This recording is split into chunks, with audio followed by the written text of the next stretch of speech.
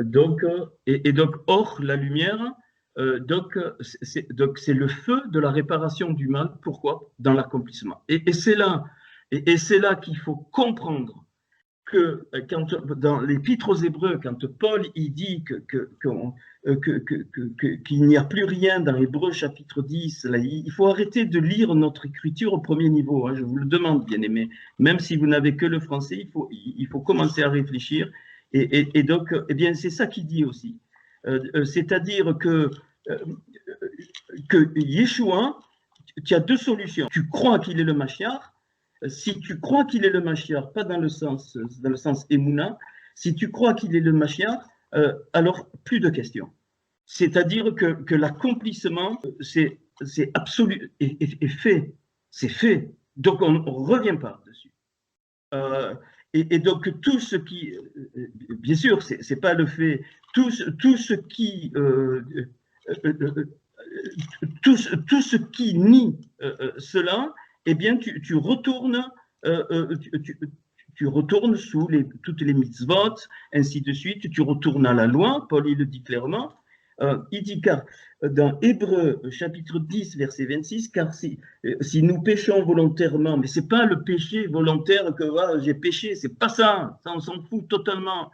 Il est en train de dire, on pourrait le retraduire, si volontairement nous refusons de rentrer dans cette réparation et que nous n'acceptons et que nous faisons encore des choses pour réparer de notre force et qu'on n'a pas compris que si Yeshua est le Mashiach, la réparation elle est faite et je dois, moi, simplement accomplir ce que Hachem me demande. D'où ce qu'on trouve dans l'évangile de Jean, je ne fais que ce que je vois mon Père faire, je ne dis que ce que je vois mon Père dire, ainsi de suite, ainsi de suite. C'est pas quelque chose de passif. Bien sûr, on rentre dans les maasot préparés d'avance, les œuvres préparées d'avance. Le mot assa, alors on va aller un peu plus loin, le mot assa, c'est faire dans le sens, pas faire toi les choses, mais faire les choses que le Seigneur te demande. Et ne pas attendre, parce que tu prends des enseignements, tu deviens un obèse spirituel, tu vas devenir paralysé. Ça, c'est typique des religions. Tu accumules, mais tu bouges pas. Et si tu bouges pas, tu fais pas des muscles. Pour avoir des muscles, il faut bouger. Et bouger, ça veut dire rentrer dans l'accomplissement concret des œuvres préparées d'avance, que le Seigneur nous a préparées d'avance à chacun. Attention, pas dans le sens holistique du terme. C'est-à-dire qu'on ne peut pas. Et c'est ça la réparation des portes, de toutes les portes. On ne peut pas garder cette vue individuelle en disant ben moi j'ai été béni, moi j'ai reçu un enseignement, ça n'a pas de sens.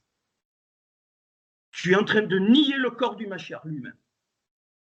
C'est-à-dire qu'on est absolument, holistiquement, on est impliqués les uns dans les autres. Et si je fais quelque chose de bon ou de mauvais, ça a une répercussion dans le corps comme mes membres. C'est pour ça que Paul, il compare le corps du Mashiach, c'est-à-dire nous, l'ensemble de ses enfants, donc au corps humain. Et il dit que l'oreille, elle appartient au corps. Même si elle veut dégager, elle appartient. C'est pas un problème d'aller à des réunions, ça c'est des bêtises, ou de faire des églises, conneries, ou de faire des rites religieux, conneries. C'est des conneries, c'est de rentrer dans la vocation que le Seigneur adresse à chacun, dans le projet divin de son corps, qu'on ne connaît pas mais qui révèle.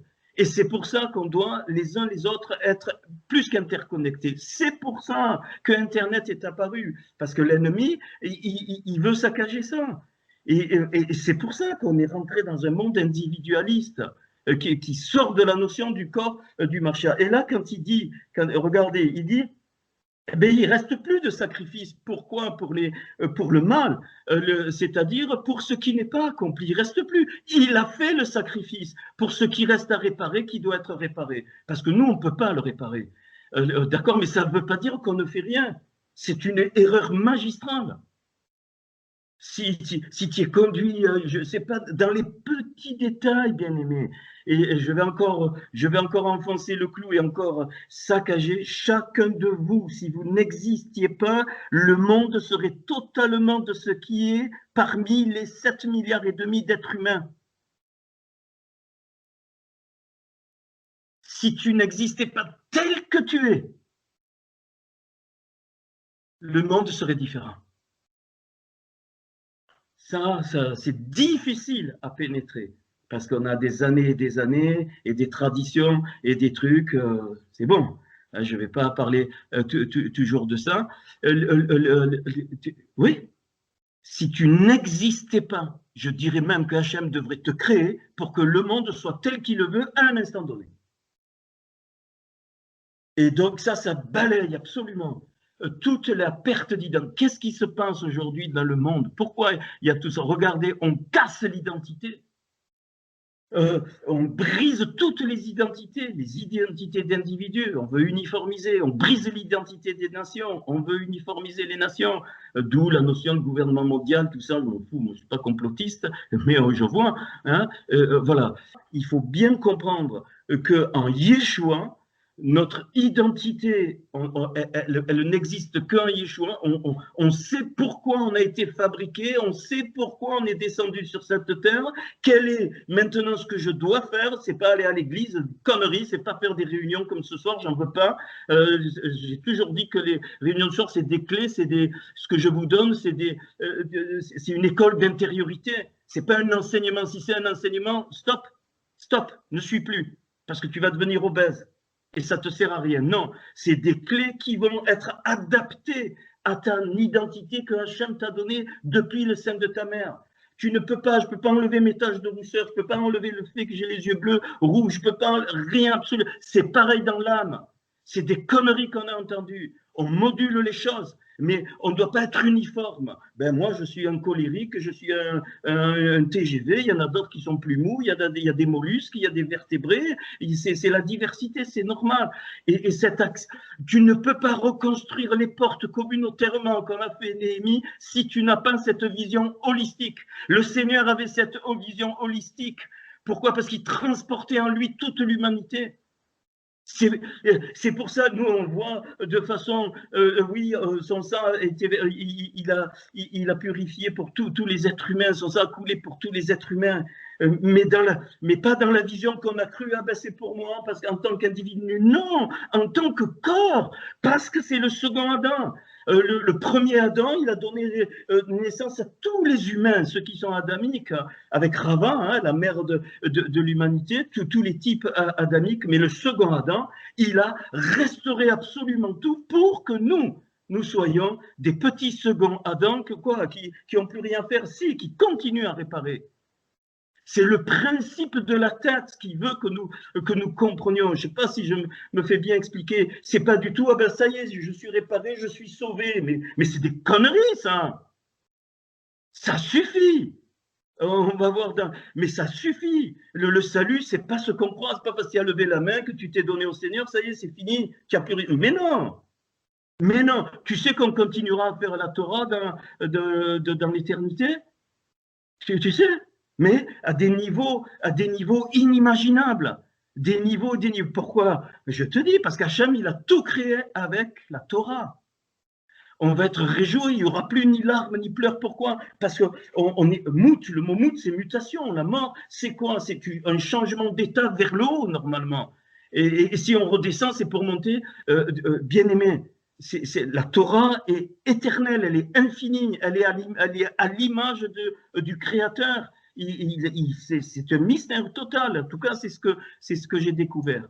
Et ça, je crois qu'on doit capter cette dimension. Et voilà pourquoi, eh bien, on n'a plus la lumière, parce que, eh bien, la faute d'Adam Arishon, c'est quoi? C'est d'avoir choisi le mal. Comment? Mais c'est pas on le sait, hein, l'arbre de la connaissance du bien et du mal. Alors, c'est merveilleux. Donc, le fameux et, le Aleph et le Tav. Le Aleph et le Tav, c'est je suis le Aleph et le Tav. Nous, on a traduit l'alpha et l'oméga. Oublie, ça c'est du grec. Le grec, alors non merci. Hein. Je suis le Aleph et le Tav, c'est-à-dire le principe de la création et la concrétisation de la création. Je suis le masculin Aleph et le Tav, le féminin qui réalise. Maintenant, tu prends et, donc c'est intraduisible. Et tu prends le Aleph et tu mets le Aïn, comme je vous ai appris. Hein, ça, c'est pas de souci. Et tu obtiens et. encore le mot être comme or, avec le aleph c'est la lumière, avec le ain c'est la peau, et avec le aleph, eh bien c'est tout le contenu, tous les principes de la chose qui va être dite après. Tu obtiens et qui veut dire le temps. Ain, tav, c'est le temps. Le temps au sens divin du terme.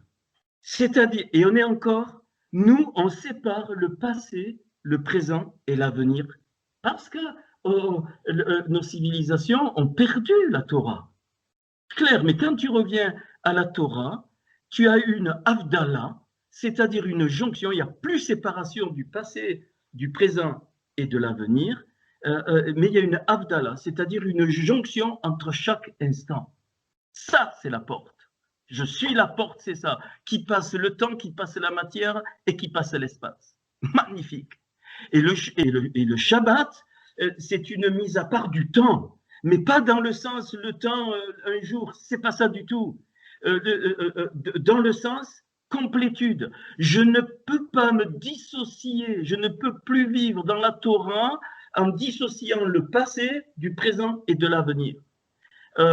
Et je l'ai exprimé une fois en disant, quand le Seigneur va venir te prendre, il ne prend pas Christian comme il est au moment où il prend. Non, il prend tout, Christian. Depuis que sa cellule, depuis qu'il a été fécondé dans le sein de sa mère, jusqu'à sa vie, tout. Il prend tous les temps, tout. Tout ce que tu as vécu depuis l'âge, tout, quand il était dans le sein de ta mère, tout. Il prend tout, Christian. Magnifique. Et donc, ça t'ouvre sur des dimensions colossales. Il ne va pas prendre Corinne là, s'il arrive maintenant, nous, on raisonne comme ça. Ah, tu me prends maintenant, Seigneur, on croit que... Non, il prend tout. Même ta vie passée, même quand tu ne le connaissais pas, entre guillemets, parce que lui, tu connaissais, que ça veut dire, la date, ça veut dire il voulait faire jonction avec toi. Il voulait qu'il y ait une relation, la date, le connaître, c'est quoi? C'est être connu de lui. Être connu de lui, pourquoi? Eh bien, parce qu'il veut qu'on réconcilie les choses d'en haut avec les choses d'en bas. Voilà la réparation, voilà ce que c'est le mal, c'est ne pas vouloir réconcilier les choses d'en haut avec les choses d'en bas. Alors, qu'est-ce qui se passe? Vous avez des gens, ils sont hyper matérialistes, donc parce qu'ils ne veulent pas réconcilier, ils n'ont pas capté ça. Vous avez des gens hyper spirituels, ils se font des sectes, ils deviennent des psys complètement. Non, le Seigneur, il veut que nous soyons des Adam authentiques. Enfin, quand je dis le mot authentique, intègre. Voilà. Des Adam intègres. L'intégrité, c'est ça. C'est réaliser que c'est Hachem qui a créé ce monde. C'est Hachem qui a voulu que nous nous matérialisons, même si notre devenir, il est encore glorieux. Et donc, il faut comprendre que la dimension de la porte, c'est ça. C'est le feu qui renverse ce qui n'est pas accompli pour l'accomplir.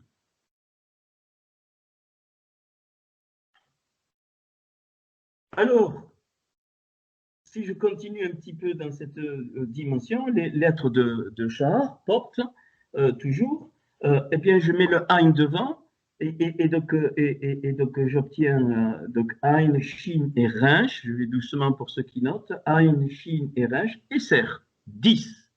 Quoi? Les piliers de la Torah sont les 10 commandements. Il n'y en a pas 10, il y en a 9.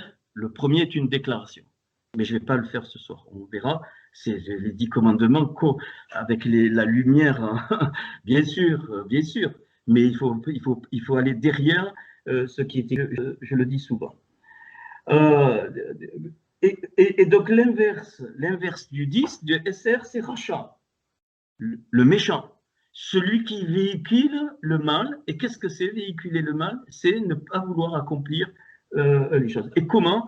Eh bien, rien que le fait d'être individualiste est une notion. On est dans le mal, dans le sens qu'on refuse d'accomplir une partie du corps. Et donc, c'est pour ça que le corps, il est devenu rempli de cancer partout, hein, et que le Seigneur est en train de réparer et restaurer ce qui veut. Les mêmes lettres, si tu mets le Ain au milieu du Resh et du Shin, alors c'est magnifique.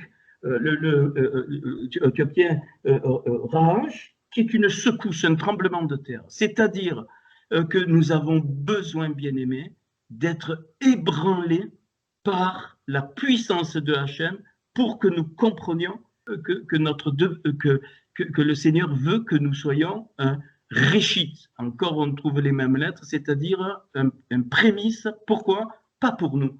Un prémisse pour montrer à l'extérieur, comme Israël est un prémisse, une gerbe pour montrer Hachem, les goïms qui connaissent le Seigneur, Yeshua, il veut un prémisse pour qu'on soit, le mot témoin, c'est pas aller distribuer des tracts, c'est exactement ça. Et donc, et le mot est aussi quelque chose de très très très beau. Donc, si je prends donc les deux lettres, le Ain et le Shin, donc du mot porte toujours, donc le Ain et le Shin, et que je rajoute le He, j'obtiens un mot donc, qui s'appelle Asa, qui veut dire façonner, assembler, réaliser. Ok? Et si je change le Ain en Aleph, j'obtiens Isha, la femme. Donc la femme, spirituellement, dans l'archétype, mais même physiquement, elle est le symbole de l'assemblage. Elle est le symbole du faire, de la réparation. Elle est le symbole même de la réparation. C'est pour ça qu'elle enfante. L'enfantement est une réparation dans le sens que, eh bien, la graine qui va apparaître, eh bien, elle va se développer. Pourquoi c'est une réparation? Parce qu'il y a tout dans la graine.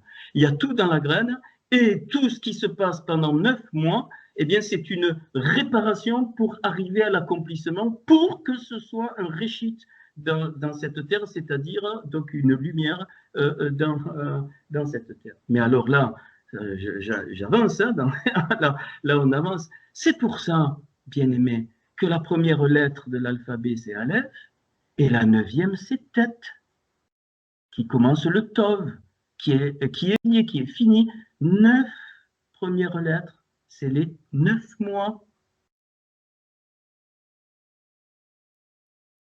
Et c'est pour ça que la lettre mère même, c'est 40.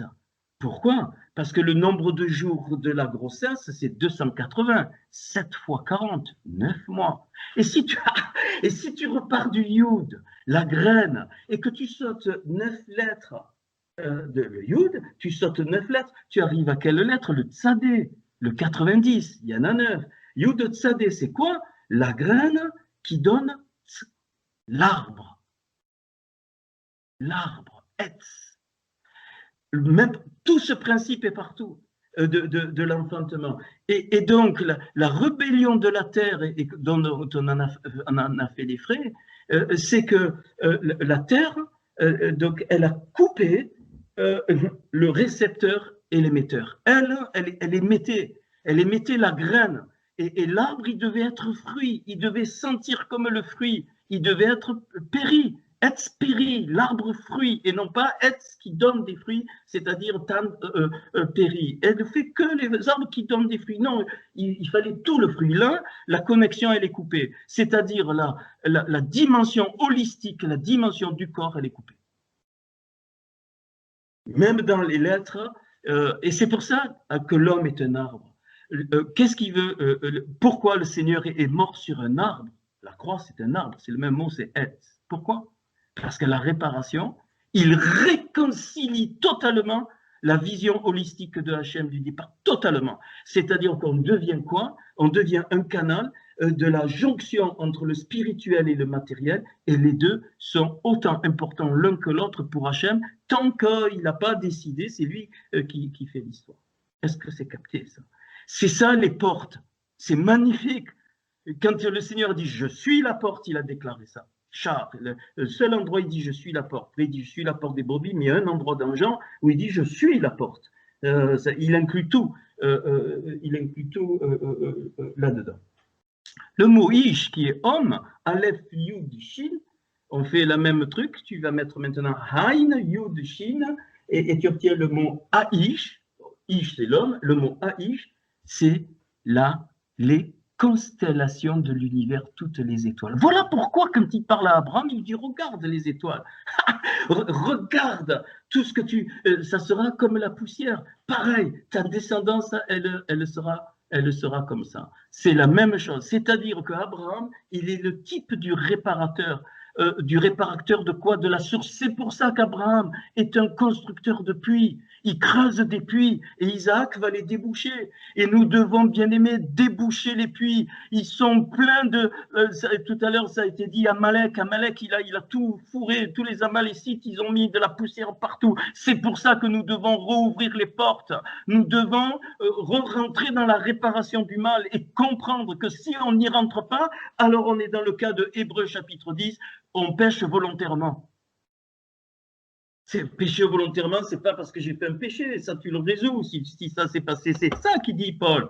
Et il parle, il est magnifique, je pense qu'il avait tout compris, enfin, en tout cas moi je découvre, mais une attente quoi terrible du jugement et l'ardeur d'un feu qui dévorera les rebelles. Celui qui a violé la loi de Moïse meurt sans miséricorde, sur la déposition de 2 ou 3 témoins.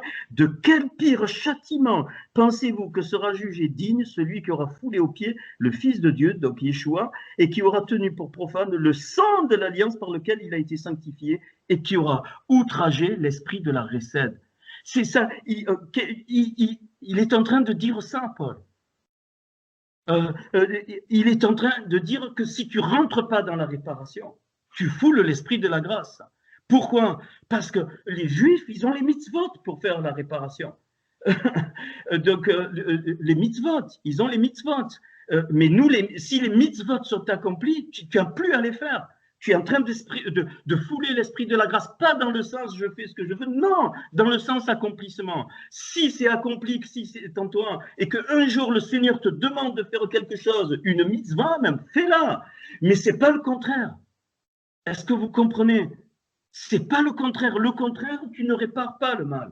C'est-à-dire, si tu fais les mitzvahs pour accomplir quelque chose, le mal n'est pas réparé. Mais pourquoi? Parce qu'il est venu, que tu le reconnais comme le Mashiach. Les Juifs, ils ne le reconnaissent pas encore, certains pour le Mashiach. Donc, ils avancent et un jour, ils le reconnaîtront. Mais si tu le reconnais comme le Mashiach, qu'il a tout accompli, alors, tout ce que tu vas faire, ça doit découler de son cœur. C'est pas pareil. Bien sûr, tu peux faire ce que tu veux. Tu peux chanter, faire des fêtes, mais c'est le chemin contraire. Est-ce que c'est capté, ça?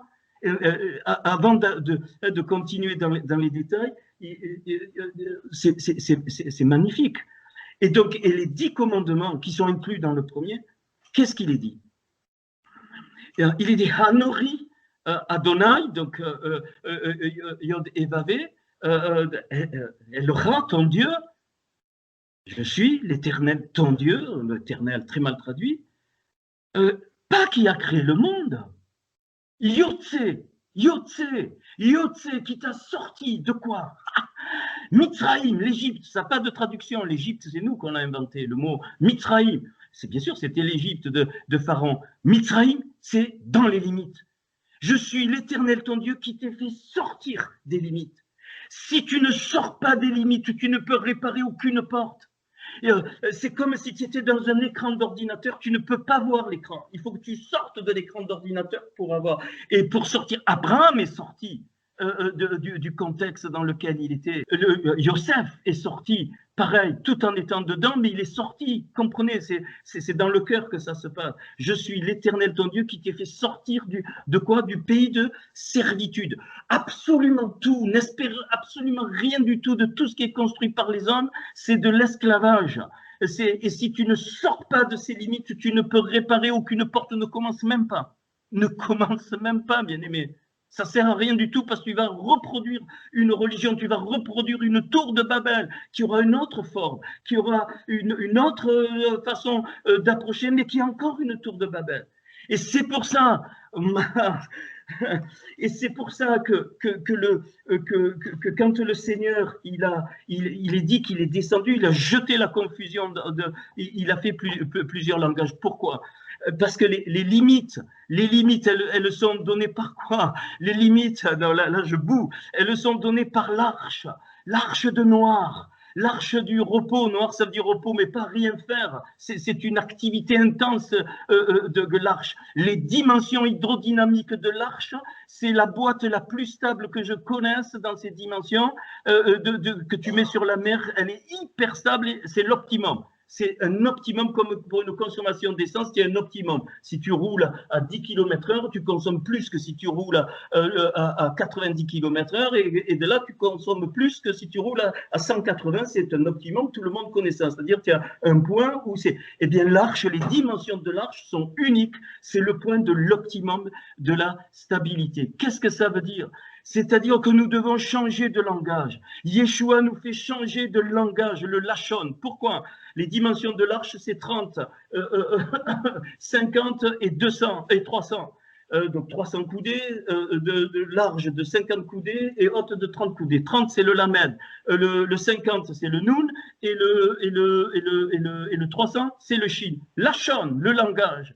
C'est le lachon. Donc, quand il est dit sortir de la boîte, c'est quoi? C'est rentrer dans une boîte qui s'appelle Yeshua et qui est symbolisée par l'arche et sortir transformé de cette boîte pour changer le monde, pour réparer le monde.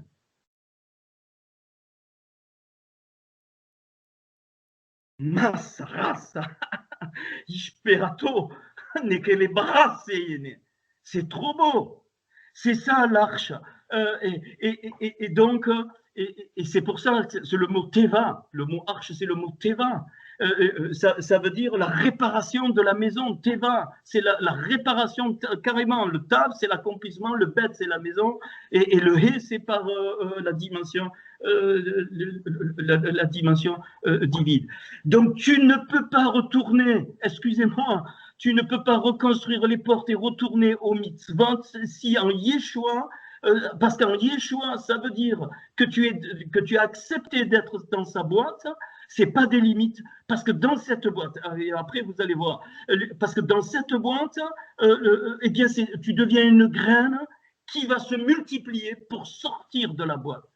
C'est pour ça que dans Jean 10, il dit, qu'est-ce qu'il dit le Seigneur? Il dit, mes brebis, je les connais et je les fais sortir dehors dans les grands pâturages. Il ne les laisse pas dedans. C'est ce que j'appelle le point zéro. Ça, c'est… Je suis un physicien, hein, le point zéro. Solef. Donc, on le verra, c'est dans un des versets, mais on le voit. Le mot solef, enfin, tu t'invertis de là. Solef, c'est le point zéro, et Fessel, c'est l'idole. Dans le premier, tu ne te feras pas d'idole. C'est-à-dire, le mot idole, puisque tu permutes deux lettres, ça veut dire que tu refuses de retourner au point zéro. Tu refuses de réparer le monde. C'est ça l'idole. Être idolâtre, c'est refuser de réparer le monde.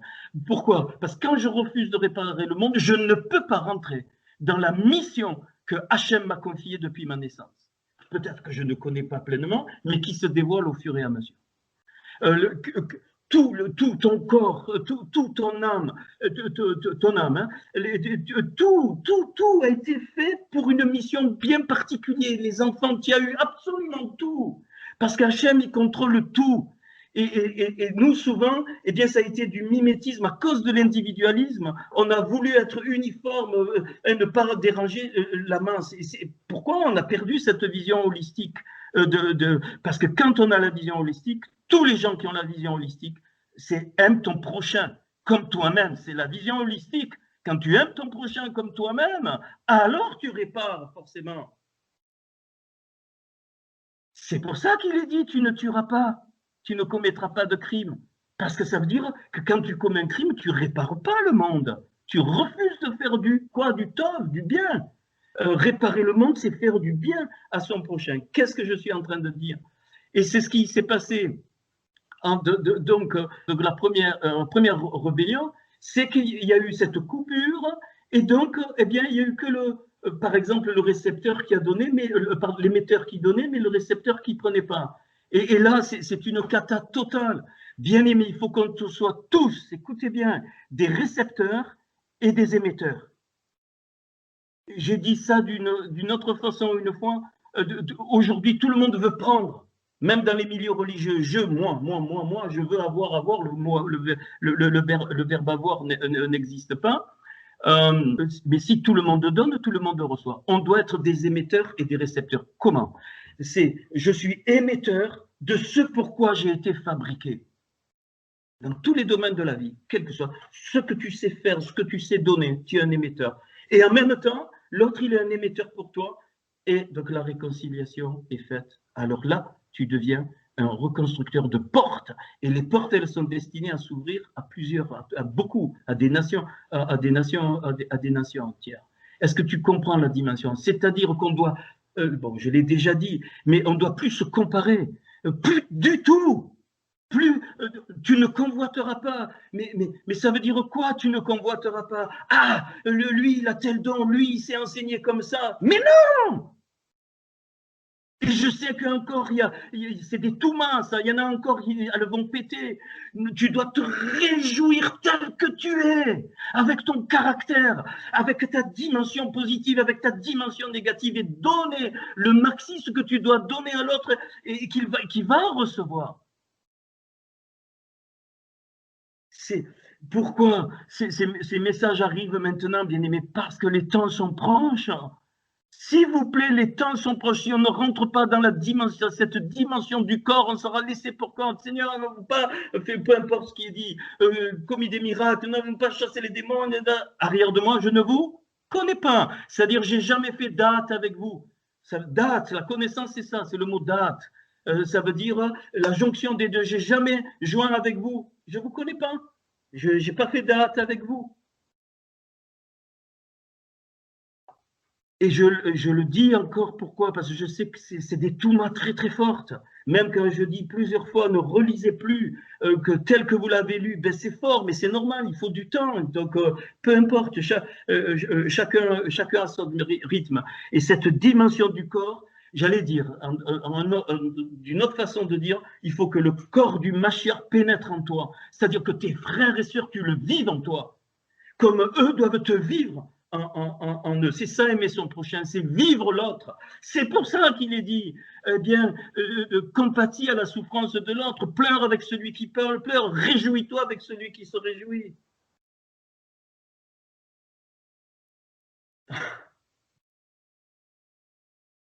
On n'a pas fini la deuxième porte, je vais la finir, mais je voulais vous donner ça parce que, voilà, c'est venu. Et donc, vous vous rendez compte ce qu'il y a dans la notion de la porte, char? C'est pas à refaire, hein? C'est dommage, le début n'est pas enregistré, c'est pas grave. Bien aimé, j'y tiens, hein, j'insiste, hein? Même si tu connais la Bible par cœur, il n'en a rien à faire, le Seigneur. Mais alors rien, absolument rien à foutre. Parce que peut-être il te dit, mais je t'ai pas créé pour ça. Je t'ai créé peut-être pour faire un orphelinat, gâter des enfants, enfin, peu importe. Faire un restaurant, danser, pourquoi pas? Mais bien sûr, bien sûr. Est-ce que tu comprends la dimension? Et alors là, c'est fini. Tu n'as plus la convoitise, c'est quoi? C'est vouloir ce que moi je n'ai pas. Mais c'est le contraire de l'humilité. L'humilité, c'est reconnaître ce que l'autre a et que je n'ai pas. Et donc, il devient un émetteur pour moi. Et moi, je deviens un émetteur pour lui. Quand vous êtes des émetteurs pour moi, moi, je me réjouis. Vraiment. Parce qu'on n'a pas tous les mêmes charismes, peu importe.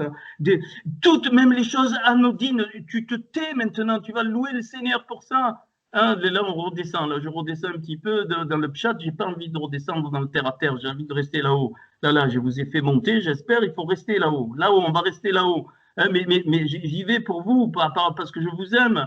Mais non, même si tu penses que tu as un petit cheveu, que tu vaux rien, mais tu rigoles, si tu n'étais pas, le monde serait différent, il te créerait le Seigneur pour que le monde y soit tel qu'il le veut aujourd'hui. Je transpire. Je sens le feu du Seigneur. Tu entends cette dimension? Alors quel est le sujet de se glorifier, dit Paul? Et quel est le sujet aussi de ce matin? Moi, je suis un... Mais non, ça c'est démoniaque. Non, tu as été fait pour une mission. Voilà, moi, le Seigneur m'a donné une intelligence pour les mathématiques dans le monde, ainsi de suite, pour aller loin dans les études, ainsi de suite. Ben oui, ben oui. Ben si tu l'as pas, il faut pas se comparer. Il y en a qui sont faits pour... voilà, il m'a donné aussi pour aller dans la parole. Il y en a qui... Alors, je peux plus entendre du tout l'exégèse. C'est comme c'est pareil que le mot théologie, je l'ai banni et je bannis le second maintenant. Le mot exégèse, je vous le dis, on ne doit pas faire l'exégèse des choses, conneries, parce qu'il n'y a aucune chronologie. Ce que Hachem il veut, c'est qu'on comprenne, qu'on shma Israël, écoute Israël, comprends avec ton cœur point le message que je te dis au travers de ma Torah. Si ça peut servir à l'histoire de l'homme, oui, mais pas l'exégèse dans le sens, et puis il y a tant de... Surtout pas. Ça, c'est encore donc, une dimension individualiste. C'est pareil, on doit rentrer dans cette dimension donc holistique. Alors, dans ce que je viens de dire, donc vous comprenez, il devait y avoir l'énergie circulaire. Le Seigneur a créé l'énergie circulaire donc dès le deuxième jour, et au troisième jour. Écoutez, l'énergie. Pourquoi le Seigneur il dit pas que c'est Tov le deuxième jour? C'est le seul jour où il dit pas que c'est Tov, et le troisième jour il dit que c'est double Tov, 2 fois Tov, qui Tov, 2 fois. Et ça j'ai compris, c'est parce que pour qu'il y ait cet équilibre entre le spirituel et le matériel, mais qu'on retrouve dans le monde physique, il faut que tu aies une énergie circulaire et une énergie linéaire. C'est ce qu'on trouve dans les lois de la gravitation. Pourquoi la Lune ne tombe pas sur la Terre? Parce qu'elle a une énergie circulaire et qui s'équilibre avec une énergie linéaire, sa vitesse qui tendance à partir, mais qui est contrainte à une énergie linéaire, et elle s'équilibre en physique. Enfin, je ne vais pas vous faire de la physique, vous n'allez rien comprendre. C'est l'équilibre des forces centrifuges avec les forces de gravitation. Elle s'équilibre, la Lune ne tombe pas sur la Terre ne tombe pas sur le Soleil. C'est pareil. Qu'est-ce qu'il a fait? Au deuxième jour, il a créé l'énergie circulaire. Pourquoi il dit que c'est pas Tov? Pourquoi? Parce que l'homme ne peut pas tourner en rond. L'énergie circulaire, c'est fini. Tu te collapses dans le centre de ton du cercle qui a créé ça.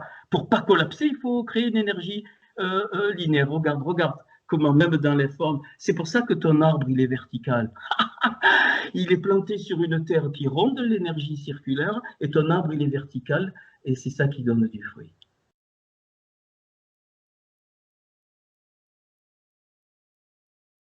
Ta verticalité, c'est le spirituel, tu tends vers lui, comme tu veux, crie, fais ce que tu veux, crie. Le Seigneur, il aime qu'on crie, moi je crie des fois, au bord de mer, je crie. Mais aussi, il te donne des contraintes. L'énergie verticale, c'est l'artiste.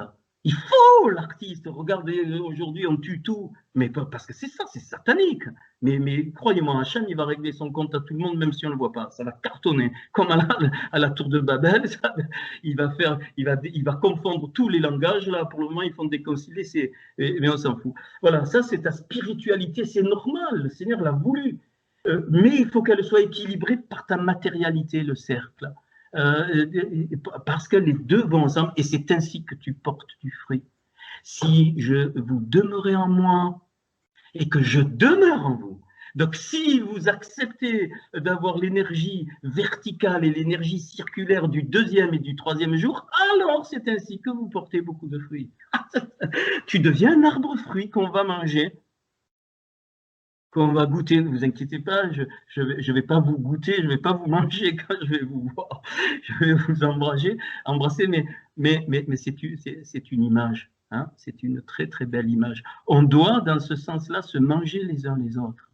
C'est-à-dire que ma verticalité est un émetteur qui va donner à l'autre. C'est une antenne qui va donner le message, et mon circulaire, je suis un récepteur qui va capter la verticalité de l'autre. Et c'est ça qui fait le corps, bien aimé. Il n'y a pas que des émetteurs et que des récepteurs. On est tous à des degrés différents et dans des fréquences différentes. Et c'est ainsi que le Seigneur veut créer le corps. C'est pour ça qu'il a permis même Internet, parce qu'il est en train de passer, regarde la beauté, toutes les barrières de tout pour connecter son peuple comme il le veut, lui. Bien-aimé. Ok. Donc, alors, à partir de cette... On comprend pourquoi on est des bâtisseurs et des guerriers. Un bâtisseur, bâtir, être fils, c'est l'énergie circulaire. Les femmes ont l'énergie, c'est une représentation, n'allez pas faire comme certains qui sont devenus machos, pas du tout, je vous ai donné l'enseignement là-dessus, il n'y a aucune différence, hein, la femme n'a pas été tirée de l'homme, c'est d'une connerie ça, mais alors pas du tout, il a séparé le Zahar du Nekeva, hein, donc ça éviterait, bon je ne vais pas refaire tous les messages, donc un soir, il y en a 90 maintenant, et donc, voilà, donc c'est une énergie donc, verticale. La femme représente l'énergie circulaire, mais elle a aussi une énergie verticale. Et l'homme représente l'énergie verticale, mais il a aussi une énergie circulaire. C'est juste une image. L'homme et la femme, voilà, les deux s'accouplent. Pourquoi? Pour porter du fruit, pour avoir des enfants. Les enfants, c'est un fruit, c'est un bâtisseur et un guerrier. Si tu n'engendres pas des bâtisseurs et des guerriers, tu es Touma, tu es stérile, rêve, stérile, c'est la stérilité. Si tu n'es que vertical, c'est stérile. Si tu n'es que circulaire, c'est stérile. Il faut les deux, bien aimés. Et si tu sors du contexte du corps, pas aller dans des réunions, parce qu'ici, il faut que je redéfinisse tout. Je ne parle pas de ça du tout. Tu as bien fait. Allez, c'est des milieux, ça c'est Babylone dans toute sa splendeur. Hein. Eh bien, tu meurs. Tu deviens stérile. Nous devons enfanter des banim, c'est le même mot, des fils, bénis, c'est le même mot, donc des constructeurs, banim, c'est des constructeurs, et donc ceux qui font la guerre, on a vu avec la porte des poissons, donc des voura, hein, de ceux qui sont des vaillants, hein, qui sont des vaillants. Donc, alors, on va finir la deuxième porte dans ce sens. Maintenant, on comprend plus de choses. Donc, la première porte, qui est pour moi, dans sa globalité, eh bien, elle est mise en évidence par l'Épître aux Éphésiens. Et la porte des poissons qu'on a commencé la dernière fois, elle met en vue l'Épître aux Colossiens. Hein, je ne vais pas la prendre, mais qui me parle donc de la dimension de la guerre, pas des armes. Éphésiens parle des armes, mais la deuxième porte parle de la dimension de la guerre. Et elle est symbolisée donc, par le même final, les dagim, on a vu la dernière fois. On fera les lettres Yud, He et Vav donc à la toute fin, parce que plein de lettres, plein de mots possèdent ces lettres, donc on ne le fera qu'une fois. Et on arrive à cette lettre même, donc qui est le début de Milmera, c'est-à-dire la guerre. Hein, Milmera, et on avait vu que c'était donc la circoncision de la sagesse. Hein, voilà, c'était donc je pense que ça a parlé à certains, ça c'est super, et ça va s'ouvrir encore. Et moi, si certains ont des clés encore, eh bien, après quand certains vont donner un enseignement, j'aimerais que certains commencent aussi. Hein, donc on est libre. Vous m'appelez simplement pour qu'on se mette d'accord, et parce qu'on est un corps et moi, j'amène des choses, mais il y en a d'autres qui amènent des perles aussi et d'une autre dimension. Alors, le même, donc on va, donc il finit Dagim, hein, vous avez le tableau de la dernière fois, donc à Dagim. Donc, le même, je vais lire eh bien, les 8 versets qui correspondent dans le psaume 119, qui commence par la lettre même. Combien j'aime ta loi, elle est tout le jour l'objet de ma méditation. Je lis en français. D'abord, tes commandements me rendent plus sage que mes ennemis, car je les ai toujours avec moi. Je suis plus instruit que tous mes maîtres, car tes préceptes sont l'objet de ma méditation. Bon, c'est vrai que la traduction, c'est entre les deux. J'ai plus d'intelligence, bina, ici c'est le mot bina, que les vieillards, donc les hatiques, car j'observe tes ordonnances, ces mitzvot.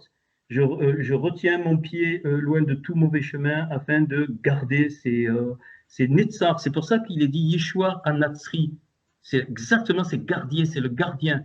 Yeshua, il est passé par la Séphira Netzar, la Séphira de la persévérance, de la victoire. Yeshua, il est passé par cette Séphira pour nous amener eh bien, les choses du monde d'Atsilut. Je ne m'écarte pas de tes lois, car c'est toi qui m'enseignes, que tes paroles sont douces à mon palais, plus que le miel à ma bouche. Par tes ordonnances, je deviens intelligent.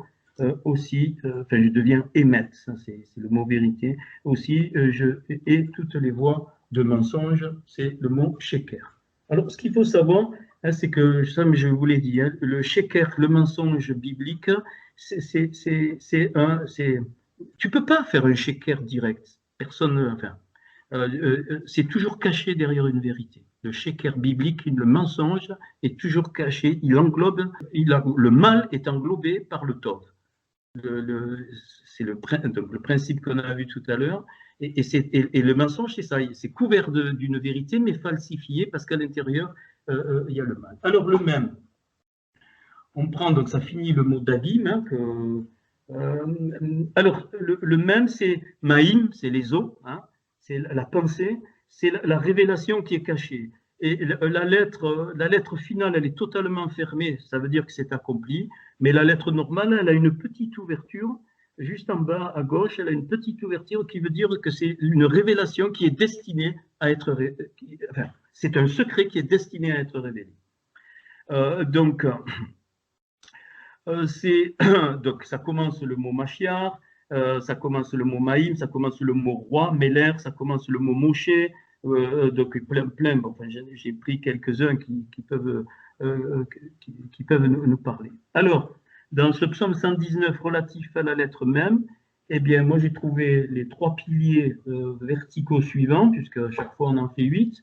Donc à gauche, la sagesse, la Rochma, à droite, l'intelligence et la Bina. Rochma et Bina, donc au sens thoraïque du terme, donc la conception et la réalisation, et au milieu, la perfection que nous on traduit par maturité. Donc la perfection, pas dans le sens c'est parfait, mais dans le sens c'est mature, voilà, c'est quelque chose de solide. Donc ça, le pilier central qui équilibre la Bina et la Rochma, et cette maturité dans le monde des séphirotes, eh bien, c'est pas une vraie séphira, mais on la nomme quand même, c'est la Da'at. C'est-à-dire, c'est la jonction entre la sagesse et l'intelligence, c'est le pilier central. 3 barres horizontales pour chaque porte. Hein. Donc, eh bien, alors, en haut, c'est le émet. En bas, c'est le émet. Nous devons manifester le émet, on en a déjà parlé, être vrai. En haut, c'est tout ce qui est relatif à la dimension spirituelle. Bon, je ne sais pas comment mettre, c'est notre relation spirituelle avec le Seigneur. Et au milieu, et le centre de ces 2 dimensions, ça doit être Hachem. Il n'y a aucun autre centre qui peut prendre cette place. Rien. Un jour, je vous ferai ce que c'est vraiment, parce qu'il y a eu tellement de saccages dans les communautés que, bon, enfin, pas. Ok. Donc, toujours dans cette dimension du même, hein, qui est le secret qui va être révélé, eh bien, le centre, ça doit être toujours Hachem, et évidemment, on doit dimension verticale et dimension circulaire, donc en bas. Et donc, 2 clés, là, 2 verrous sont donnés pour le bas. S'écarter du mal, dans le sens qu'on l'a défini tout à l'heure, donc c'est-à-dire s'écarter de ne pas accomplir. Donc voilà, rentrer dans les dimensions les œuvres préparées d'avance, et en haut, eh bien, suivre le derer du Seigneur, c'est-à-dire le chemin, la voie, la voie du Seigneur. Quand je ne suis pas le chemin du Seigneur, bien-aimé, vous créez un atome.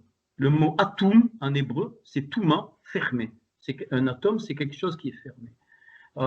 Et le Seigneur, il veut pas ses limites. Il veut qu'on sorte des limites eh bien, c'est pour ça qu'il est dit que celui que le Fils a franchi est réellement libre. Nous sommes libres quand nous acceptons de sortir des limites. Les limites nous rassurent beaucoup, mais elles créent des toumas. Et donc, quand je ne suis pas le chemin du Seigneur, je crée une grotte. On a vu ce que c'était les grottes. Je crée donc une grotte, c'est-à-dire un cul-de-sac, c'est fini. Je peux plus donc avancer. Il faut comprendre, et c'est pour ça que le mot Meller commence par même aussi, que Maïm, c'est les eaux, c'est la pensée de Hachem. La pensée de Hachem, au tout départ, c'est qu'il n'y ait jamais eu de Mellerim, de roi. Jamais. jamais. C'est à cause du rat qu'il y a eu des rois, à cause du rat, du mal, donc au sens où on l'a défini. Alors, on connaît ce passage, je ne vais pas vous le refaire. Donc, tu veux un roi comme les nations. Là, il dit à Shmuel, il dit à Samuel, c'est pas toi qui rejette, c'est moi. On ne veut plus. Qu'est-ce qu'il y avait jusqu'à Shmuel? C'était le dernier Shoftim, c'est-à-dire un prophète qui était juge. Shoftim, c'est juger. C'est quoi? Un vrai prophète, c'est celui qui communique, qui monte le peuple dans le projet de Hachem pour son temps. Ça, c'est pas quelqu'un qui prophétise, bien sûr, il le fait, mais c'est pas sa fonction principale. Et Shmuel, donc c'était les prophètes qui dirigeaient le peuple de Dieu, qui recevaient de Hachem et qui communiquaient le chemin au peuple. Ils n'ont plus voulu et les rois sont créés. Heureusement, après, le Seigneur, pareil, à chaque fois, et c'est toujours des réparations. Donc il y a eu des rois, et heureusement qu'il y a eu le roi David qui a montré des choses. Mais la volonté de tout départ, c'était qu'il n'y ait pas de roi, que lui soit roi, qu'il y ait des shoftim, qui donnent la dimension du plan du Seigneur, qui est des sacrificateurs, des Kohen pour le peuple, dans le côté pratique, un roi, un juge, ça c'est, enfin un roi au sens divin du terme, le Seigneur est roi, et il y avait des juges qui donnaient la direction. Et les prêtres, sacrificateurs et les prophètes, et ceux qui communiquaient au peuple, donc l'interprétation de la parole qu'on appelle Navi, cette fois prophète, mais pas dans le sens voyant, c'est-à-dire voilà, qui communique la pensée de Dieu. Parce qu'il y a eu ça, sinon voilà, il n'y aurait pas eu si les shoftim auraient continué et peut-être on ne saurait pas.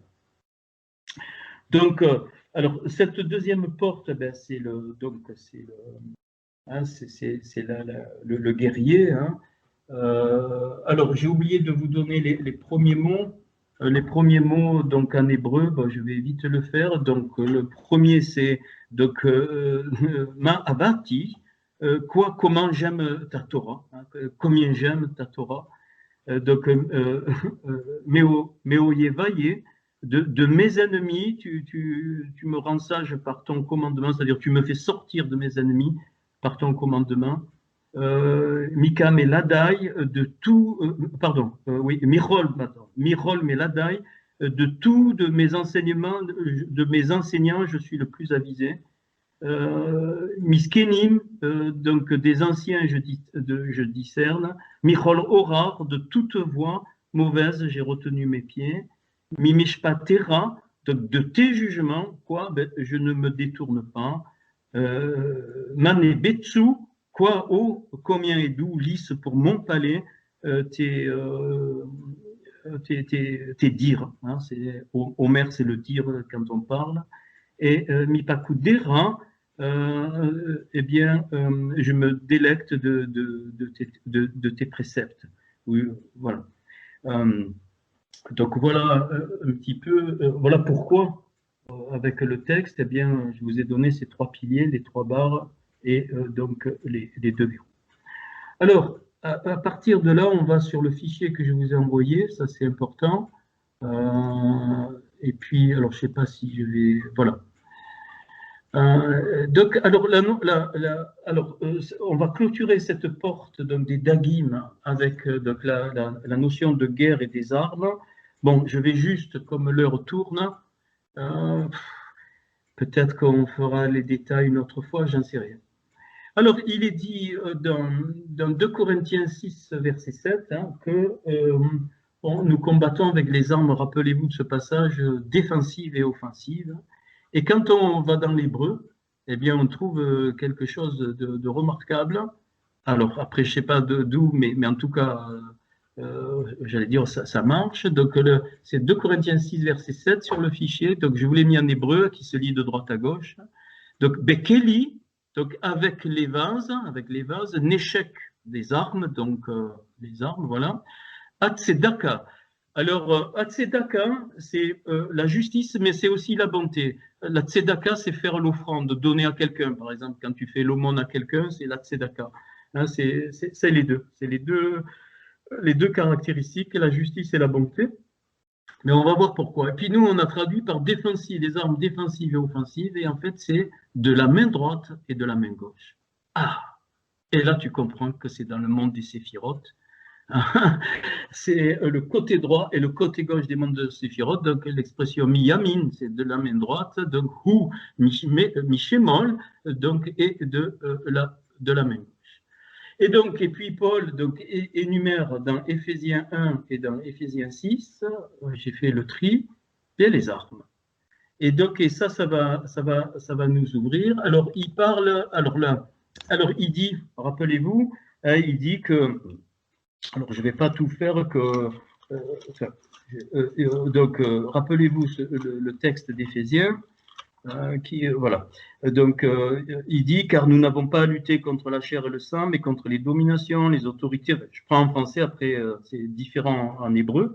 Contre les princes de ce monde de ténèbres, contre les esprits méchants, dans les lieux célestes, très mal traduit. C'est pourquoi prenez toutes les armes de Dieu, et il en énumère 7, on va les voir. Et puis aussi, donc ça, il dénombre hein, les classes de spirituelles négatives. Et puis, dans Éphésiens 1, ici, et voilà, verset 22, il a tout mis sous ses pieds. Il a donné, pardon, juste avant, verset 20, il parle de la puissance qui est déployée dans le Mashiach. Donc, il a fait quoi? Asseoir à sa droite dans les lieux célestes. Mais là, on est au niveau de la Kéter, du trône du Seigneur, au-dessus de toute domination, autorité, puissance. Il reprend certains termes, mais il en ajoute dignité et de tout nom qui peut être nommé. Ok. Donc, j'en ai dénombré donc 7 qui correspondent aux 7 armes. Et ça va nous éclairer. Eh bien, si on prend la première ligne, on va tranquille. Je ne vais pas tout faire, je crois. On fera les détails. Donc, le premier mot, c'est charara, qui est pas une puissance. Charara, vous trouvez ça dans Deutéronome 29, 18, c'est le penchant du mauvais cœur, le penchant vers le mal, comme on vient de dire. Et donc, ça, vous voyez, j'ai noté, ça a été ce que le Seigneur m'a montré, hein, très clair. Voilà, le tableau, vous l'avez, il faut le méditer, hein, parce qu'à chaque ligne, il y a de quoi. Hein. Alors, le penchant du mauvais cœur, donc, que nous, on a traduit par domination, mais c'est pas ça. Donc, c'est-à-dire, c'est l'ouverture, il faut une porte pour qu'il y ait un problème. Même le Seigneur, il a construit les êtres humains de façon que même quelqu'un qui ne connaît pas le Seigneur, il a la capacité de choisir le bien et le mal, il a la capacité de s'opposer à n'importe quelle force satanique, y compris Satan. Pourquoi? Parce qu'il ne peut faire que ce que tu lui donnes le droit de faire, c'est-à-dire comment en ouvrant une porte. Et le penchant, c'est pour ça que Paul, il le met là, le mot charara, le penchant du mauvais cœur, c'est la porte qui permet à des puissances démoniaques de venir s'appuyer au bout d'un certain temps. Et ce penchant du mauvais cœur, la clé, c'est le mensonge. Les mensonges, c'est le sheker, c'est-à-dire le déséquilibre. Hein, le déséquilibre entre la vérité et le vrai mensonge, c'est-à-dire la falsification. Eh bien, ça, pourquoi il parle dans les lieux célestes? C'est pas dans les lieux célestes, c'est dans les lieux les hauts élevés, les hauteurs, qui ne sont pas les lieux célestes. Le vrai Shamaïm, c'est la Kéter, c'est la couronne. Et là, c'est la Malroute, c'est-à-dire c'est la dernière séphira. Bon, enfin, ok. Alors, je prends à droite. Alors, on a les 7 séphirotes. Et rappelez-vous, vous avez le schéma, et je prends à droite le pilier de droite, on va prendre le pilier de gauche et le pilier central, et c'est pour ça qu'il y a 7 armes que Paul nous donne. Donc, eh bien ça, cette porte, qu'est-ce que ça va toucher? La récède. C'est-à-dire, ça va inoculer l'exercice de la récède, c'est-à-dire de la bonté, du déversement de tout ce qui fait partie de la récède, le mensonge, ça va fermer cette ouverture. Et voilà que Paul, il nous parle des ragourés haemet, c'est-à-dire la ceinture de la vérité. J'ai pas mis le mot rein, il y a aussi des sodes, mais parce que ça faisait trop, mais je ferai un jour ça, mais on parle que des types, hein, donc la ceinture de la vérité. Et donc pourquoi? Ben, elle s'oppose, donc elle protège la ceinture de la vérité, elle soutient la séphira de la Chesed. Vous savez que dans notre être, on a les 10 séphirotes. Nous, les êtres humains, on les a, même si on ne les connaît pas, ne sont pas développés. Hein, donc, au-dessus, là, tout ce qui est au-dessus du cerveau, ben, on ne sait pas. C'est un lieu, c'est une antenne, hein, le cerveau. Donc, après, ça vient du Seigneur lui-même. Le cerveau droit, le cerveau gauche, c'est la Bina et la Rochma. Après, on l'avait fait, hein, les mains, c'est donc la Chesed, la Gevura. Le cœur, c'est la Tiferet. La beauté, les hanches, c'est la Hod et la Netzstar. Puis, donc, le sexe, c'est le Yesod. Puis les jambes qui vont jusqu'aux pieds, ben c'est la malroute, et c'est pour ça que le Seigneur, il a été crucifié dans ces 10 points, hein, à chaque être humain, donc il a ces sphères de spiritualité. Donc la ceinture de la vérité, donc qui travaille au niveau de la recette. Donc ça, c'est pour ça que Paul dit, c'est pas offensif et défensif, c'est de la main droite et de la main gauche. Là, on est côté droit. La recette, c'est côté droit. Dessous, c'est la Netzstar, toujours côté droit. Donc on traduit ça par persévérance, victoire. Et donc, la deuxième classe de puissance d'esprit, pas d'esprit, mais d'entité spirituelle dont Paul parle, c'est le Shalitan, hein, que je vous ai mis là, donc Daniel 4.23. Shalitan, c'est une autorité, un souverain, un dirigeant. Donc ceux-là, ils sont activés. Leur opération, c'est de détruire l'identité par l'uniformisme et donc d'entraîner des prisons mentales, des prisons dans l'âme, des prisons dans les êtres. Et c'est pour ça que la religion est très utilisée pour ça. Et on devient des paralysés, on devient des mollusques, on ne bouge plus. On y est là. Et ça inocule la séphira de la Netzstar, qui est la Netzstar, c'est de là où le Seigneur a déversé Yeshua de Natsari, c'est le même mot de Nazareth, ça vient de là. Le Yeshua qui révèle la Netzstar, c'est-à-dire donc la persévérance, la victoire, écraser les scorpions, ainsi de suite. Rien ne peut nous résister, c'est ça la Netzstar. C'est pour ça qu'il s'appelle Yeshua Natsri, Jésus de Nazareth, je le dis en français, magnifique, magnifique. Et c'est ça qui a été la plus touchée par les religions, par les réunions, par toutes les bêtises qu'on a entendues, par plein d'autres choses dans tous les domaines. Même la religion judaïque est très négative si elle n'est pas la Torah, ça n'a rien à voir avec la religion, même le judaïsme, rien à voir. Des rabbins vous le diront. La vraie Torah, elle libère son prochain. La vraie Torah est vivante, les lettres sont vivantes, bien-aimés. Je me bats. Et voilà, là vous avez, et c'est les chalétanes, ces espèces d'autorités qui bloquent. Alors comment? Par les idéologies, par plein de choses. Je ne veux pas faire les détails, mais vous les trouverez. Eh bien, qu'est-ce qu'il propose Paul? Non pas il propose, il le déclare, la Megan à Emouna, le bouclier de la foi, la Megan.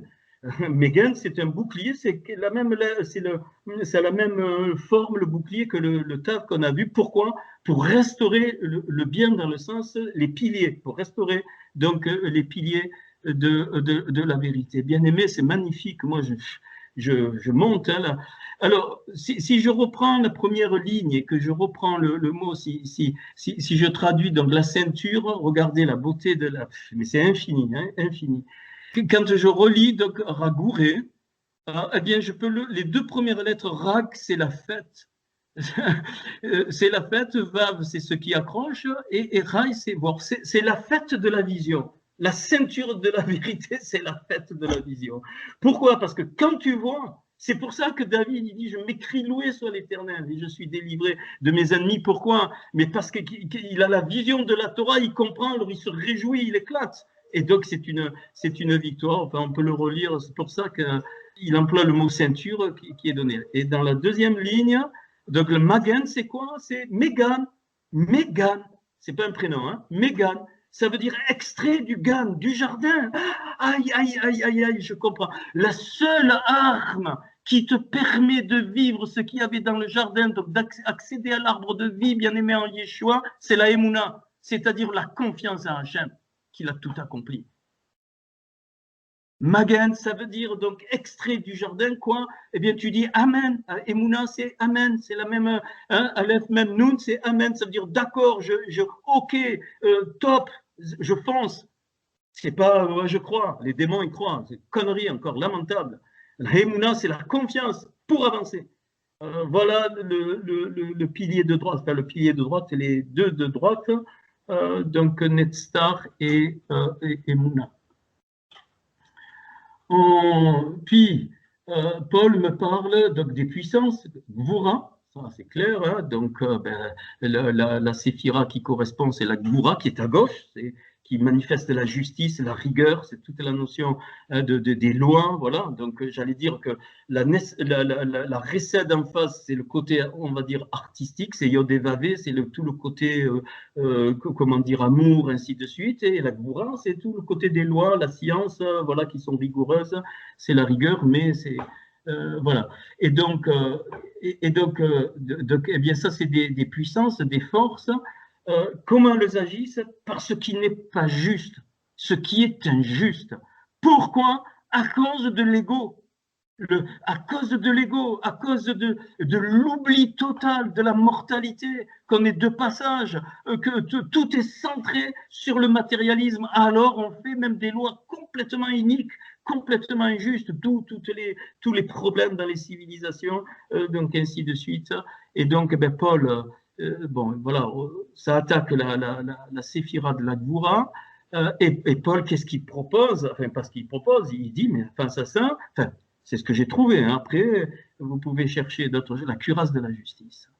Face à la cuirasse de la justice, c'est-à-dire tu peux faire ce que tu veux, ainsi de suite. Tu ne peux pas m'influencer parce que j'ai une cuirasse. Tu ne peux pas, ça ne rentrera pas. Fais ce que tu veux. Mais non.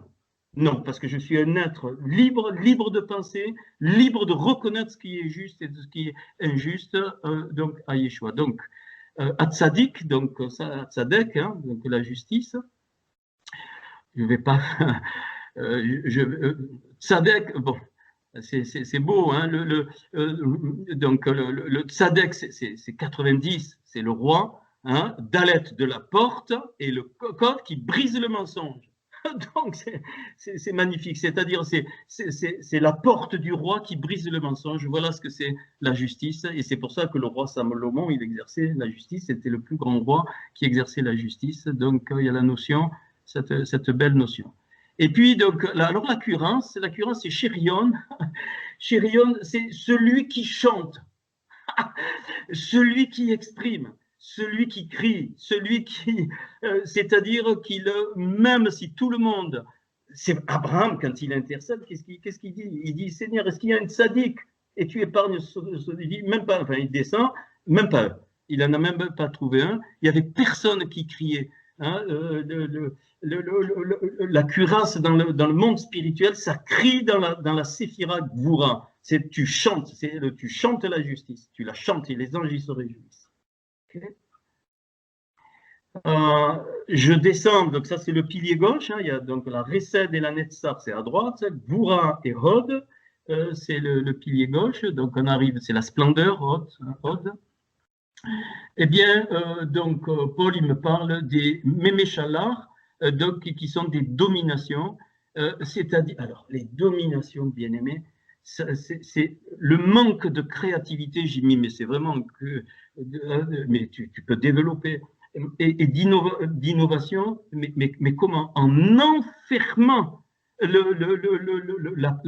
en enfermant la pensée des hommes dans un mode de pensée style Tour de Babel. Il fallait que tout le monde construise. Donc, et c'est l'anticulture, j'allais dire. Le propre de la culture, c'est la diversité, c'est l'expression, et c'est pour ça que c'est une domination. Hein, donc, le Méméchala, donc c'est une domination, et qu'est-ce que ça fait? Fini. Tu n'innoves plus, il n'y a aucune créativité. Et chose remarquable, dans les milieux religieux, il n'y a aucune créativité. Aucune. Ou tellement peu. Très, très peu. Personne innove dans les milieux religieux. Ça m'a sauté aux yeux. J'ai dit, mais c'est vrai. Oh, voilà. Et pourquoi? Parce qu'ils sont par des dominations. Et donc, Paul, eh bien, nous parle, rappelez-vous, des fameuses donc, chaussures de l'évangile de paix, hein, qui est le zèle, tout ça. Alors, c'est pas tout à fait ça. Donc, on finit par le shalom. Donc, alors, les béchorotes à shalom. Donc, les béchorotes, c'est au pluriel, hein, c'est pas l'évangile. Béchorotes, c'est les bonnes nouvelles du shalom. OK. Mais ce qui est intéressant, c'est que, alors, il dit, donc, les chaussures, enfin, c'est traduit comme ça. Mais alors, je vous l'ai mis, regardez, on a donc Munéalot, donc on va mettre les souliers, les chaussures, l'Iyéot, Ayot, c'est les signes, les lettres, donc les signes, et donc le mot Mukanim qu'on a traduit par le zèle, c'est pas tout à fait ça, c'est ceux qui se sont préparés. Les Mukanim, c'est la notion, on retrouve la notion de l'épouse qui se prépare, ceux qui se sont préparés à quoi? Eh bien, à donner donc, les béchorotes, c'est-à-dire tout ce qui sort, hein, évidemment, de la Torah accomplie, qu'on appelle, nous, l'Évangile. Mais ce qui est intéressant aussi, c'est que le mot soulier, mouné alot, c'est exactement le même mot que verrou, les manoulas qu'on a sur les portes. Donc, Paul, ici, donc, il donne donc une clé, c'est quoi? Eh bien, cette clé, c'est que l'évangile, enfin l'évangile, les bonnes nouvelles, la bonne nouvelle, les béchorotes, brisent absolument toutes le carcan de manque de créativité. Le vrai évangile, le vrai message de Yeshua doit produire une créativité externe, à tel point que comme son peuple a dégénéré depuis l'introduction des religions et puis partout ailleurs, que ceux qui innovent le plus, c'est ceux qui sont retournés à la Torah, quelle que soit leur origine. Tous les grands scientifiques, à un moment donné, même y compris Newton, plein, en tout cas, sont retournés à la Torah. Et ça explique que les Juifs innovent énormément, alors que les chrétiens, pas du tout, quasiment pas. Voilà.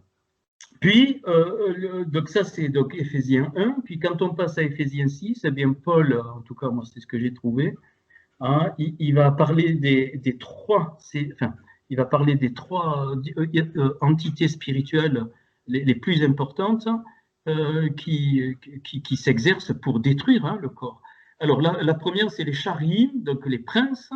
Donc, c'est des principautés, c'est-à-dire, alors, dans le monde spirituel, c'est les plus élevés, hein, c'est les charim, les principautés. Alors ça, c'est les fausses idéologies. Vous mettez tout ce que vous voulez dedans. Nimrod avait déclenché, c'est le premier grand démocrate du monde, Nimrod, et Abraham s'est opposé à Nimrod. Nimrod était une idéologie démoniaque, sous prétexte, ils n'étaient pas servis, enfin, entre guillemets, c'est connu par la Mishnah, hein, ces choses-là. Donc, c'est tout ce qui est, et ça, c'est dans le monde spirituel.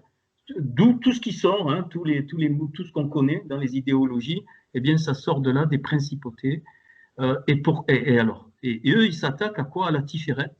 La Tiferet, c'est quoi? C'est ton cœur, hein, c'est ici. Et la Tiferet, elle est en contact avec toutes les autres séphiras, y compris la Bina, la Rochma, la Dahat, toutes. Elle est au centre, hein, comme ton cœur, il est au centre, et donc c'est pour ça que c'est le plus haut niveau des mauvaises puissances spirituelles qui attaquent la Tiferet, parce que c'est de la Tiferet que tout est harmonisé. Eh bien là, c'est magnifique. Paul, il te dit, le Kova, alors il y a une erreur, c'est pas Arwar, c'est à Yeshua. Hein, parce que vous voyez, parce que quand j'ai fait copier-coller, quand j'ai fait le truc, j'ai oublié de mettre Yeshua, donc c'est pas Arwar, vous le notez, c'est à Yeshua. C'est-à-dire le casque, son Kova, qui est la même racine que Kavod, la gloire, hein, qui illumine. Bon, j'ai pas le temps de développer ça, pardon, mais regardez là. Donc la séphira la plus belle, la plus forte, c'est Tiferet, qui réunit toutes les plus hautes principautés démoniaques. C'est des princes qui s'attaquent à la Tiferet, et qu'est-ce qu'il oppose, Paul? Eh bien, le casque, le kova de quoi? De Yeshua. de notre Seigneur, mais du principe du salut. Il dit sur tes pensées, pour ne pas recevoir l'idéologie, il faut que le principe de Yeshua soit en toi. C'est quoi? C'est le principe holistique qu'on a vu tout à l'heure, la dimension de l'identité dans le corps. C'est ça le principe de Yeshua, le principe du salut, la dimension de l'identité individuelle dans le corps, tous connectés. Pas dans le sens démoniaque du terme, mais dans le sens Yeshua. Voilà, magnifique. Donc, c'est pas un combat, je lutte contre des princes. Vous voyez, la guerre spirituelle, elle est là. C'est-à-dire, tu mets le casque, ça veut dire quoi? Qu'en Yeshua, tu as la saine, on va dire comme ça, Torah, c'est-à-dire la saine Torah accomplie, qui est devenue la Péchora. Et donc, il a tout résumé, tu aimeras le Seigneur ton Dieu, ainsi de suite, et ton prochain comme toi-même. C'est-à-dire, tu libères l'autre, mais bien sûr qu'il y a tout. Ça, c'est la graine. Mais tu te rends compte de tout ce qu'il y a. Et donc, tu peux aller dans la Torah, ainsi de suite, et ça te fait le casque. Et cette dimension à Yeshua, tu ne peux pas accepter les fausses idéologies, c'est pas possible, c'est impossible. C'est pourquoi? Parce que ceux qui sont dans le principe du salut, ils sont forcément nés de l'esprit. C'est pour ça qu'il faut naître de nouveau, pas dans le sens qu'on l'a entendu, non, ça veut dire se reconnecter au cœur du Père par Yeshua. C'est ça la nouvelle naissance, c'est pas répéter bêtement Seigneur, je t'accepte et machin, excusez-moi, hein, je suis obligé de parler parce que maintenant, il faut aller vraiment dans la vérité, c'est se reconnecter. Et il y a des personnes qui ne connaissent pas le Seigneur, qui sont connectées à Hachem sans le savoir, parce qu'elles ont compris des choses dans leur cœur. Incroyable. Magnifique. Le deuxième... alors oui, je vous ai mis les références où on trouve les mots que Paul parle, hein, d'accord. Vous voyez, les charim, on trouve la première fois dans Nombre 21-18, hein, les Méméchala, eh bien c'est dans Michée 4-8, ça je vous ai mis ceux qui vont dans les bonnes. Après, il nous parle des Chélitim, donc qui sont des tyrans. C'est vraiment tyrannique, hein, le Chélitim, hein, donc c'est un tyran, un dominateur. Donc, alors ça, bien aimé, ça a été la révélation du Seigneur. C'est pour ça que dans le temple, le Seigneur, il prend le fouet et il chasse les vendeurs de pigeons et ceux qui étaient assis sur les sièges. Ce sont les faux docteurs et les faux prophètes. Eh bien, on le retrouve là, regardez. Les tyrans, c'est des faux docteurs. C'est pas les tyrans qu'on croit. Non, non, c'est des faux docteurs. Et pourquoi? Parce que, bien, regardez, la séphira qui est attaquée, c'est le yesod, le fondement. Le fondement, c'est le Mashiach, c'est notre Seigneur. Tu n'as pas un autre chef au-dessus de toi. Tu n'as pas un autre enseignement au-dessus de toi que celui de Yeshua basé sur la Torah, qui est la Torah accomplie. Tu ne peux pas avoir au-dessus de toi d'autorité religieuse. C'est anti-toraïque, c'est démoniaque. Tu reconnais la présence de Hachem dans sa nature, dans sa spécificité, ce qu'on appelle un ministère, mais j'aime plus le mot, on pourra trouver un autre mot, peu importe, mais tu n'as pas à te soumettre dans le sens qu'on l'a compris, jamais, jamais, jamais. Ton seul maître, c'est le Seigneur, il le dit en toutes lettres. Il le dit en toutes lettres. Rappelle-toi, vous n'avez qu'un seul maître. Vous avez que moi, vous avez qu'un seul Père, le Père qui est dans les cieux. Vous avez qu'un seul directeur, le Saint-Esprit. Voilà pourquoi Jean il dit, on n'a pas besoin d'être enseigné. Il ne veut pas dire qu'il ne faut pas faire d'enseignement, c'est pas ça qu'il dit. Il dit que tu n'as pas besoin de tyrans au-dessus de toi, de faux docteurs de la loi. Tu n'as pas besoin, parce que ces faux docteurs, c'est ça qui entraîne tout le système hiérarchique qu'on a trouvé et qui a tué et qu'on trouve dans les civilisations aussi. Hein, dans tous les endroits, le système pyramidin détruit parce que c'est la vision individualiste qui n'est pas du tout holistique. La vision individualiste, c'est je veux devenir roi pour soi-disant diriger le peuple. Et la vision holistique, c'est non, c'est que c'est le peuple hein, le peuple donc, du Seigneur qui comprend qu'au-dessus de tous les hommes, et voilà pourquoi tu comprends que de tout temps, personne n'a accepté d'être remis en question sur la royauté. Rappelez-vous de l'époque du Seigneur. Comment tu es roi des Juifs? Comment il y a un autre roi? Oh non, non, surtout pas. Mais là, on est en plein, c'est les faux docteurs. D'où les religions, on connaît Matthieu 23, donc on connaît. Et ça, c'est des dominations, bien aimés. Et qu'est-ce qu'il. Et voici que Paul, il m'arrive avec un truc très beau, le rêve à roire, c'est-à-dire l'épée de l'esprit, qu'on a vu la signification la dernière fois. Les faux docteurs ne supportent pas l'esprit. Impossible. Impossible. Pourquoi? Jean 3, hein, rappelle-toi. Hein, parce que l'homme né de l'esprit, il est comme le vent, tu ne peux pas l'attraper, tu peux faire ce que tu veux, tu ne peux pas. C'est pire qu'une anguille. Pourquoi? Parce que les choses de l'esprit, tu ne peux pas les canaliser, tu ne peux même pas les contrôler, mais alors rien du tout. Hein, c'est une épée. Une épée, alors on le verra, c'est le Vav et de Yod et Vavé, l'épée c'est le 16, hein, c'est qui traverse depuis la Kéter, qui descend au centre des séphirotes et qui passe par la Maroute pour venir dans le Olamazé depuis que le Seigneur est mort et ressuscité sur la croix. Le chemin est ouvert pour que l'épée de l'Esprit, qui est quoi? Paul, il le dit, la parole du Seigneur, la parole de Dieu, c'est-à-dire la Torah révélée et qui est concrétisée dans le monde. Et puis, le dernier, donc, c'est les Moshélim, donc on trouve en nombre 21-27, qui sont exactement la traduction des conteurs de paraboles, faux prophètes. Les conteurs de paraboles, c'est-à-dire ceux qui ont un langage, le mot il est creux, hein, je pense souvent à la fable du corbeau et du renard. Tu vas voir ce qu'il fait le renard. Hein. Le corbeau, il croit à la parole, il croit qu'il y a la vérité dans la parole. Le renard, lui, il sait qu'elle est creuse, que c'est du mensonge, et puis il le chope. J'y ai pensé à ça, ça m'est venu d'un coup. Mais alors typique.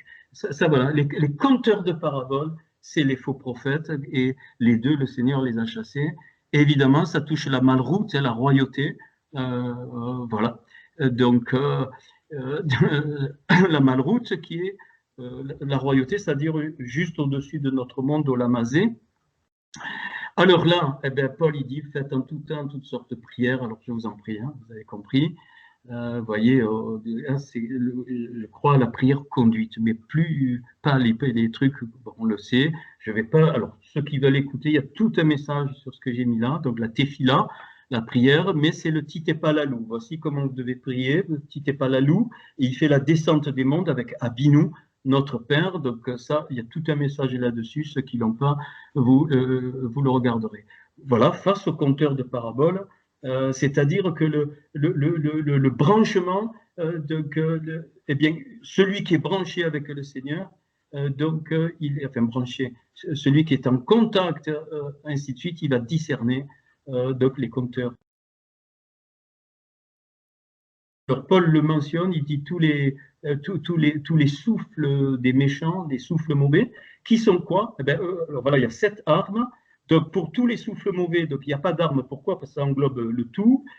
Donc, les rourot à raot, donc les souffles méchants, hein, tous les mauvais esprits. Donc, alors, il est dit, alors c'est pas dans les lieux célestes, c'est pas Shamaïm, je vous ai mis le mot, c'est Merorim, c'est-à-dire dans les hautes régions des sommets, mais pas par rapport au lieu céleste, par rapport à notre terre qui est au Lamazé, notre monde, c'est juste au-dessus, enfin, c'est une façon de parler. C'est le premier niveau spirituel. Eh bien, ça, qu'est-ce qu'on a pour ça? Ben, c'est pas une arme, mais c'est la présence de la Roi Kodesh, c'est-à-dire du Saint-Esprit.